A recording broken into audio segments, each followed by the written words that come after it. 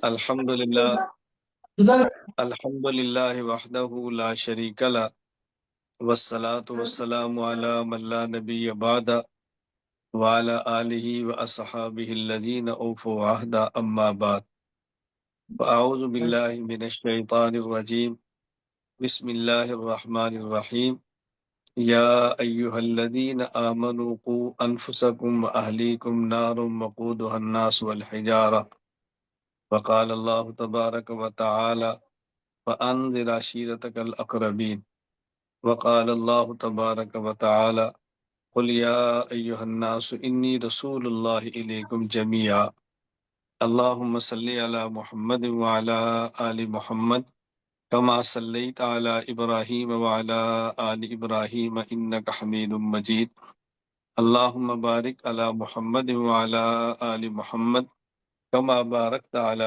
إبراهيم وعلى آل إبراهيم إنك حميد مجيد۔ اللہ تعالیٰ کا احسان ہے کہ اللہ تعالیٰ نے ہمیں انسان بنایا، مسلمان بنایا، حضور اکرم صلی اللہ علیہ وسلم کا امتی بنایا۔ اللہ تعالیٰ نے حضور اکرم صلی اللہ علیہ وسلم کے ذریعہ سے جو ہمیں دین بھیجا ہے، شریعت دی ہے، اس میں ایک بہت اہم چیز وہ خون کے رشتہ داروں کے حق ہے، خون کے رشتہ داروں کے ساتھ تعلقات ہیں، جس کو دین میں اور شریعت میں صلہ رحمی کہتے ہیں۔ حضور اکرم صلی اللہ علیہ وسلم نے اس بات کی بہت زیادہ ترغیب دی ہے اور بہت آپ نے ارشاد فرمایا کہ خون کے رشتوں کا خیال کرو۔ میں اس پر 2-3 حدیثیں پیش کر دیتا ہوں تاکہ ذہن میں رہے کہ یہ کتنی اہم چیز ہے۔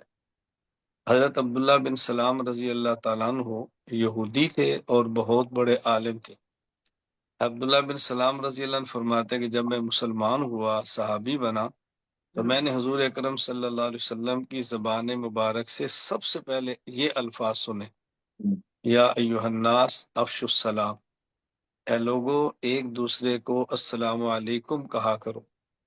نمبر 2، وَأَطْعِمُوا الطَّعَامَ، اور کھانا کھلایا کرو، اور وَصِلُوا الْأَرْحَامَ، اور خون کے رشتوں کا خیال کیا کرو، وَصَلُّوا بِاللَّيْلِ وَالنَّاسُ نِيَامٌ، اور لوگ رات کو جب سوئے ہوئے ہو تو اٹھ کے تہجد پڑھا کرو۔ تو اس میں ایک بات نبی پاک صلی اللہ علیہ وسلم کی جو میں سمجھانا چاہ رہا ہوں کہ آپ نے خون کے رشتوں کو ملانے کا حکم دیا ہے۔ ایک حدیث ہے، نبی پاک صلی اللہ علیہ وسلم نے فرمایا کہ اللہ تعالیٰ فرماتے ہیں، اللہ اکبر، حضور اکرم صلی اللہ علیہ وسلم بات سمجھائی ہے کہ الراحمون یرحمہم الرحمن، جو لوگ دنیا میں کسی پر رحمت اور شفقت کرتے ہیں اللہ تعالیٰ ان پر رحمت اور شفقت فرماتا ہے۔ فرمایا ارحموا من فی الارض یرحمکم من فی السماء، تم زمین والوں پر رحم کرو اور وہ اللہ جس کی حکومت آسمانوں میں ہے وہ تمہارے اوپر رحم کرے گا۔ اور آگے فرمایا کہ عجیب، اللہ کے نبی نے ارشاد فرمایا کہ اللہ کا جو نام ہے الرحمن، وہ رحم سے مشتق ہے، یعنی ماں کے پیٹ میں وہ تھیلی جس میں بچہ ہوتا ہے اس کو رحم کہتے ہیں۔ تو اللہ تعالیٰ فرماتے ہیں کہ یہ جو رحمان اللہ کا نام ہے رحم سے ہے، اور فمن وصلها وصلته ومن قطعها قطعته، جو خون کے رشتوں کو جوڑتا ہے اللہ اس کو جوڑتے ہیں، اور جو خون کے رشتوں کو توڑتا ہے اللہ تعالیٰ اس بندے کو توڑ کے رکھ دیتے ہیں۔ تو حضور اکرم صلی اللہ علیہ وسلم نے خون کے رشتوں کی اتنی ترغیب دی ہے۔ ایک حدیث ہے، اللہ کے نبی صلی اللہ علیہ وسلم نے فرمایا کہ احسن الی من اساء الیک، کہ جو بندہ تمہارے ساتھ برائی کرے تم اس کے ساتھ نیکی کرو۔ واعف عمن ظلمک، جو تمہارے اوپر ظلم کرے تم اس کو معاف کر دو۔ اور آپ صلی اللہ علیہ وسلم ارشاد فرمایا کہ سل من قطعک، اگر تمہارے خاندان کا خونی رشتے والا وہ تم سے تعلق توڑے بھی تو تم اس کے ساتھ تعلق کو، وہ توڑے تم تعلق کو جوڑو۔ اور ایک حدیث ہے، حضور اکرم صلی اللہ علیہ وسلم فرمایا کہ جو شخص یہ چاہے کہ اس کی عمر لمبی ہو اور اس کا رزق بڑھے، اللہ اکبر، جو شخص یہ چاہے کہ اس کی عمر میں برکت ہو، رزق میں برکت ہو، اس کو چاہیے کہ اپنے خون کے رشتہ داروں کا خیال کرے۔ آپ اندازہ کریں کتنی اللہ کے نبی نے خوشخبری دی ہے کہ جو خون کے رشتوں کا خیال کرتا ہے اللہ اس کی عمر بھی بڑھا دیتے ہیں، اللہ تعالیٰ اس کے رزق میں برکت بھی عطا فرما دیتے ہیں۔ تو پہلے آپ کے علم میں ہے، آپ سارے جانتے ہیں کہ کئی سالوں سے میں پوری اس بات کی کوشش کرتا تھا کہ 29 رمضان کو ہمارے رشتہ دار اکٹھے ہوں، رمضان مبارک میں افطاری کے اوپر اکٹھے بیٹھ کے افطاری کریں۔ اور آپ سب کے علم میں ہے کہ میں نے کسی عالم کو، حافظ کو، قاری کو، دیندار کو بھی 29 رمضان کی افطاری کی کبھی دعوت نہیں دی، اور اپنے خونی رشتہ داروں سے میں نے کبھی نہیں پوچھا اس کا روزہ بھی ہے کہ نہیں، یہ نماز بھی پڑھتا ہے کہ نہیں، اس کی داڑھی بھی ہے کہ نہیں۔ میں صرف کہتا رہا میرے رشتہ دار ہے، اور یہ ایک دسترخوان پر ایک رات کو بیٹھے تاکہ اللہ کی رحمت نازل ہو، اللہ کی برکتیں نازل ہو۔ اب چونکہ کچھ سال گزرے، میں ملک سے باہر تھا، وہ سب کے علم میں ہے، تو میری بڑی خواہش تھی کہ ہم ایسی کو ترتیب بنائیں کہ رشتہ دار ایک جگہ پر بیٹھیں۔ اب ظاہر ہے پہلے مکان گھر کے عرصرف سا، مکان چھوٹا تھا، سب کا جانا ذرا مشکل تھا، خصوصاً عورتوں کا آنا ذرا مشکل تھا۔ رمضان مبارک کی 29 کی جو افطاری ہے، میری خواہش ہوتی تھی کہ میں اپنے خاندان کی عورتوں کو بھی بلاؤں، لیکن سڑک کی وجہ سے اور گھر چھوٹا ہونے کی وجہ سے میں نہیں بلا سکتا تھا۔ تو آج پھر میں نے یہ سوچا کہ عید گزر رہی ہے، ابھی دن ہیں، تو ایسا کریں کہ سارے خاندان کے بندے اکٹھے ہو جائیں، مرد بھی آ جائیں، عورتیں بھی آ جائیں، جو گاؤں میں ہیں وہ سارے آ جائیں، جو گاؤں سے باہر ہیں ان کو آن لائن ان سے بات کر لیں، تاکہ ہم سال میں ایک بار اکٹھے بیٹھتے رہیں، ہم عید اکٹھی کریں، عید کی خوشیاں اکٹھی کریں، ایک دوسرے غم اور دکھ دیکھیں۔ تو میں آپ تمام احباب سے سب سے پہلے میں کرتا ہوں کہ دیکھو آپ کا میرا خونی رشتہ ہے، اگر مجھ سے کمی ہو، اگر مجھ سے کوتاہی ہو، اگر کوئی میری غلطی ہو، تو میں سب سے پہلے معافی مانگتا ہوں، اللہ کے لیے معاف کر دو۔ انسان ہے، اس کی زندگی کا پتہ نہیں ہوتا، بندہ کب مر جائے، کب دنیا چھوڑ جائے۔ اگر ہمارا کسی کے اوپر حق ہے، اس نے قیامت کو دینا ہے، اگر ہمارے اوپر کسی کا حق ہے تو ہم نے قیامت کو دینا ہے۔ خاندان کا تعلقات ایسے ہوتے ہیں کہ اس کو شریعت میں کہتے ہیں اسبات، اسبا یعنی پٹھے۔ جس طرح آدمی کے جسم کے پٹھوں سے جسم مضبوط ہوتا ہے، اسی طرح آدمی خاندان کے افراد سے مضبوط ہوتا ہے۔ تو ہمارا ایک خاندان ہے، اس لیے ہم اپنے خاندان کو جتنا ہو سکے مضبوط کریں۔ تو سب سے پہلے آغاز ہم اس سے کریں، مجھ سے کوتاہی ہے، مجھ سے غلطی ہے، میں نے کچھ جان بوجھ کر کی ہے، بھول کر کی ہے، تو میں معافی مانگتا ہوں۔ میں نہیں چاہتا کہ کسی کے دل میں میرے بارے میں کوئی خلل ہو، کوئی تکلیف ہو، خلش ہو، ہم اس کو دور کریں۔ ایک تو ہم ایک دوسرے کو اللہ کے لیے معاف کریں۔ وہ غلطیاں ہو جاتی ہیں، مجھ سے بھی ہوگی، آپ سے بھی ہوگی، مردوں سے بھی ہوگی، عورتوں سے بھی ہوگی، ایک دوسرے کی غلطیوں کو معاف کریں۔ اور دوسرا، ہم اس بات کا خیال کریں کہ ہمارے اپنے خاندان میں ہم اس کا خیال کریں، کوئی غریب ہے اس کو، اس کی مدد کریں، کوئی کمزور ہے اس کا ساتھ دیں، کسی کو مالی مسئلہ ہے ہم اس کے ساتھ کھڑے ہوں، کسی کو ضرورت ہے ہم اس کے ساتھ کھڑے ہوں۔ کم از کم خاندان کے افراد کو احساس ہو کہ ہم اکیلے نہیں ہیں، میرے ساتھ میرا پورا خاندان ہے، مجھے دکھ، مجھے تکلیف، مجھے کوئی مسئلہ بنا تو میرا خاندان ساتھ ہوگا۔ خاندان کا مطلب یہ ہوتا ہے کہ یہ دکھ درد کے ساتھی ہوں۔ اگر آدمی کسی کی خوشی میں شریک نہ ہو سکے، تکلیف ہوتی ہے، لیکن اتنی نہیں ہوتی جتنا کسی کے دکھ میں شریک نہ ہونے کی تکلیف ہوتی ہے۔ ہم آپس میں دکھ درد کے ساتھی ہوں اور ایک دوسرے کا بہت زیادہ خیال کریں۔ اور تیسری بات جو سب سے اہم ہے وہ یہ کہ دنیا کی زندگی بڑی مختصر ہے، ہمارے بڑے چلے گئے ہیں، ہم نے چلا جانا، اور جو جاتا ہے وہ پلٹ کے پھر واپس نہیں آتا، جو جاتا ہے پلٹ کے واپس نہیں آتا۔ ہم اس بات کا خیال کریں کہ ہماری اللہ پاک نے فضل کیا، کرم کیا، دنیا بڑی اچھی بنائی، ہم جتنے بیٹھے ہر کسی کا الحمدللہ عزت بھی ہے، جی گزارے کی دولت بھی ہے، گزارے کا پیسہ بھی ہے، اللہ نے سارا کچھ عطا فرمایا۔ اب ضرورت اس بات کی ہماری آخرت بھی اچھی بنے، ہماری قبر بھی اچھی ہو، ہمارے جو دنیا سے بزرگ چلے گئے ہم ان کی نیک نامی کا سبب بنے، ہم ان کے لیے صدقہ جاریہ بنے۔ ہم کوئی ایسا کام نہ کریں کہ ہماری وجہ سے ہمارے مرنے والے بزرگوں کو لوگ برا کہیں، یہ کیسی اولاد چھوڑ کر گئے ہیں، کیسے بچے چھوڑ کر گئے ہیں، کیسی بیٹیاں چھوڑ کر گئے ہیں، کیسا خاندان چھوڑ کر گئے ہیں۔ ہم ان کی نیک نامی کا سبب بنے، ہم ان کی برائی کا سبب نہ بنے، یہ بہت ضروری ہے۔ اس لیے ہم ایسے کام کریں کہ جس سے ہمارے بڑوں کی، دنیا سے جانے والوں کی عزت ہو، اور ایسے کام کریں کہ موت کے بعد ہمارے لیے بھی خیر و برکت کا ذریعہ بنے۔